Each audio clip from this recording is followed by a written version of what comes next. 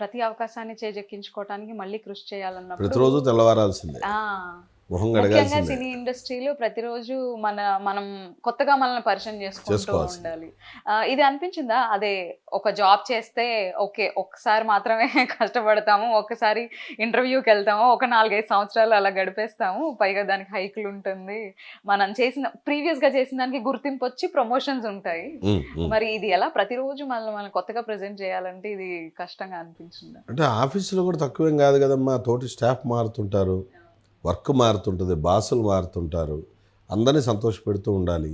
వారానికోసారి నెలకోసారి ఇన్స్పెక్షన్ లాగా ఉంటాయి, అవి పరీక్షలే. టార్గెట్స్ ఉంటాయి, అవి చేయాలి. పినాయిల్ బాటిల్ అమ్మేవాడి దగ్గర నుంచి మనం అంట్లుతో స్క్రబ్ వరకు టార్గెట్ ఉంది వాళ్ళ. అవును. హ్మ్. అదేవిధంగా ఇది కూడా అంతే, మెప్పించుకుంటూ వెళ్ళాల్సిందే. మెప్పించలేకపోతే ఇంటికి వెళ్ళిపోవడమే.